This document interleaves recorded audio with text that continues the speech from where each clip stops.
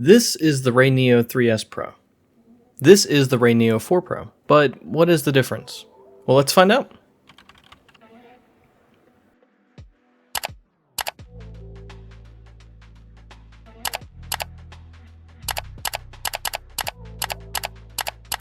Just kidding. We can actually find out here. So it really only looks like the difference between them is that it supports HDR10 and has better audio. But is it worth the upgrade? I originally got my 3S Pro about a month ago, right after watching a sponsored video from the greatest technician that's ever lived. At the time, there was a deal to get a refurbished pair for $250, which with a coupon had my total about $236.55. The only device I had that supported the USB-C DisplayPort out the glasses require was my S25 Plus, and honestly, I wasn't super impressed. My primary form of content consumption is watching just regular YouTube videos, but the idea of having a giant 201-inch OLED screen wherever I wanted to was really enticing. I just didn't feel like it supported that very well unless it was something with grand visuals like a documentary YouTube channel like Fern. So my attempt to find a reason to keep these things, I decided to get an HDMI adapter. That way I could just plug it into anything that had an HDMI out. Rayneo's HDMI adapter was $59, and honestly that kind of felt like a lot to me, so I decided to search online and found one on Amazon for as low as $25. So I decided to pick that one up instead. Now this is where everything changed for me. I'll be honest when I say the best display I've ever had is the one in my pocket. Otherwise I've had a decent 32-inch LCD monitor and 24-inch LCD monitor that's been delegated as my secondary one. And I've never had any nice TVs. And I've definitely never had a grand experience with an OLED panel. That is until I hooked these up into my PC and continued my playthrough of Cyberpunk 2077.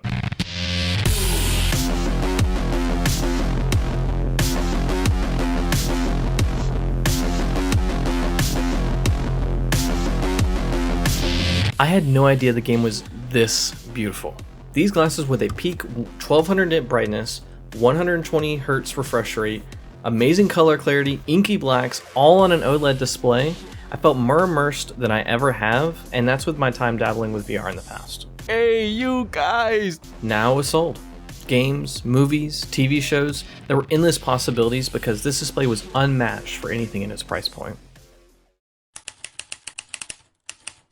I woke up way before I usually do, and I had to use the bathroom, so I decided I'd get up and check out my phone while I was there. 2 hours ago, I had received an email saying that the Rayneo 4 Pros had just released. And to my surprise, it was at the exact same price I had just bought the refurbished pair, at $250. Now granted, this was a new release deal, so they usually be $300, just like how the normal 3S Pros would be $300 as well, without the refurbished.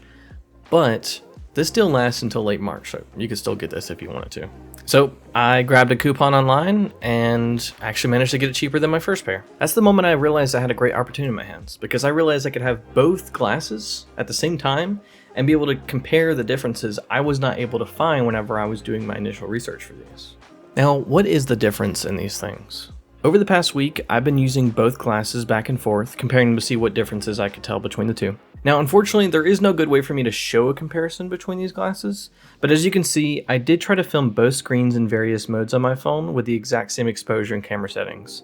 The camera doesn't really do it justice though. If you're curious to see the full HDR test video as well as the comparison, they'll actually be in the description down below. Now, from what I can tell you in my personal experience, the fit, viewing angles, colors, everything seems way better, even though it's basically the exact same frame. Now, I don't know how much this skews from my 3S Pros being refurbished, which therefore could mean that it has more wear on the screen and could be less bright or have less color clarity with it being an OLED panel.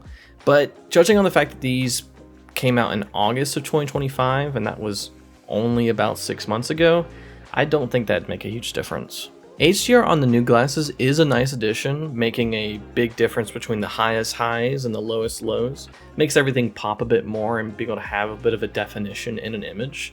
But in my opinion, it doesn't make things staggeringly better with or without it. This is despite what a display enthusiast on a Reddit thread decided to say about the 4 Pros having HDR. With my 3S Pros, if I was at max brightness, I almost always use the Vision Boost mode, which I think drove that 1200 nit max brightness all the time. With the 4 Pros in SDR mode, I found the brightness to be a little bit dimmer than the 3S Pros with its Vision Boost mode on, but using the AI HDR mode did seem to drive it back up and give that extra clarity, which was nice. This was my preferred mode to use if I was watching any SDR content, which I was mostly doing because Windows 10 has awful HDR support, and I didn't consume much HDR content anyways. Something that I didn't realize at purchase was that the 4 Pros actually have 2 additional speakers that are actually made by Bang & Olufsen. As for these speakers, they're both men in my opinion. The 4 Pros were louder, but almost always worn these with earbuds or headphones.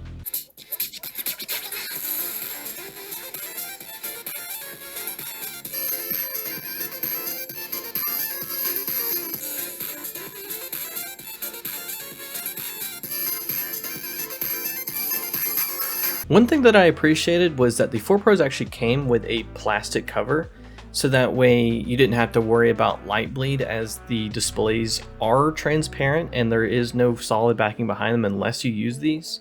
The 3S Pros did have a sticker on the front, but honestly I decided to take it off one time, and then by the time I did I couldn't get back on and I decided to trash it. You can actually buy a lens cover for the 3S Pros, but it is $15. Fun fact though, the 4 Pro ones actually fit directly on the 3S Pros, even if it is a bit jank. And even with the 4 Pros, they tend to do that, unfortunately. The on-screen displays are actually different too, and I like that at a glance you can actually see all of the settings on the 4 Pros instead of having to scroll through them all like on the 3S Pros. Now, something in that, you might have seen a setting called SoundTube, and at first I had no idea what that was, so I decided to Google it.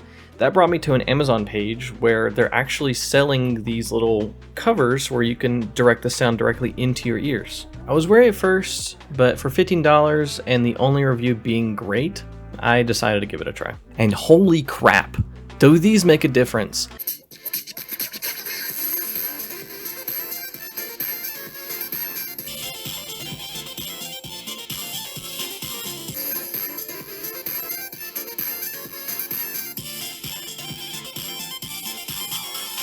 I like that they don't actually go inside your ear at all, but they do provide so much sound clarity.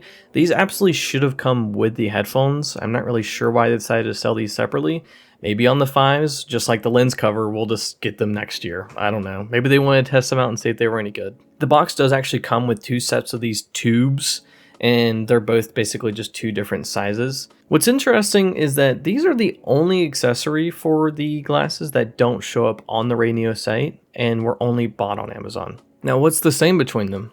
As this is the first time I've used any AR glasses before, I can say that the motion sickness isn't great if you decide to play anything that requires fast movement. I have never gotten motion sick playing VR, so it was a bit jarring sitting in my chair and getting motion sick just because I decided to turn my head. This is something I've been able to stomach and has gotten better the more I've used them, so I would say unless you're severely motion sick, I wouldn't be too worried about it. Now, they both tend to get a little hot, especially on the frames. You can feel it up here on the top as well where the displays are, but you really only feel it on the temple of your head. But otherwise, it's not unbearable even after long sessions of it. Now, sadly enough, neither pair can be used with a Switch 1 or 2 undocked, which I didn't know at the time and was something I was excited for. But this is not actually Rayneo's fault. This is something to do with Nintendo restricting the ability to use the Type-Cs out unless it's in its docked mode. Other devices like the Steam Deck or ROG Ally don't really have this issue, and you can see that on the compatibility list on their website. Rayneo does sell what's called a Joy Dock, which essentially is just a dock that has a battery in it, so that way you can power the glasses, power the Switch, and get the HDMI out all in one. But at $89, I think I'd rather jerry-rig something myself with a battery bank, a dock, and one of these HDMI adapters that I got. And actually, on the launch email, I noticed that there was a section where the first 100 orders would get a free gift, one of them being the Joy Dock. So I decided to reply with my order number and give it a shot, but unfortunately I received an email the next day stating that all 100 gifts were snatched up quickly. Let me know if you'd be interested to see me make some type of hack workaround for cheaper, or if there's any alternatives out there, definitely let me know. I haven't seen any yet. Now the question is, should you get the Rayneo 4 Pros? I think it depends. Do you already have a pair of the 3S Pros? Or maybe something even older? I think if you're happy with what you have, there hasn't been enough innovation here to warrant an upgrade. But I think for under $250, I'm pretty happy with my purchase, and I do intend to keep these, especially because I may be going on a flight for the first time this year, and I'd be really interested to see what a display traveling would be like, because I don't really get to do that very much. I should mention that Rayneo actually has a trade-in program where you can trade in smartphones, portable displays, TVs, projectors, or other brand AR glasses to be able to get these for only $200. Now, I don't think this would allow you to stack coupons with it, and there isn't a list of supported devices or if there's varying prices between what devices, but it's at least worth sending an inquiry if you're interested. If you do decide to do this, even if it is just sending an inquiry and getting a response, definitely let me know in the comments. Do you have a pair of AR glasses, and have you even tried one before? What do you think about these glasses, and which one do you think you like more? I'd love to hear what you think, so definitely let me know in the comments. If you're interested in getting any of these glasses, I do have an affiliate link down below, but they had no idea that I was making this video. I just happened to sign up for their affiliate program, hoping that I get approved, and apparently I did. If you enjoyed this video, leave a like and maybe throw a subscription my way. I haven't really touched this channel in years, but I've been festering on getting a video uploaded to it and trying out things for so long, and I really haven't had a good opportunity. So this was the first good opportunity in a while, and I'm really glad to be putting something together. Thank you very much for watching, and I'll see you next time.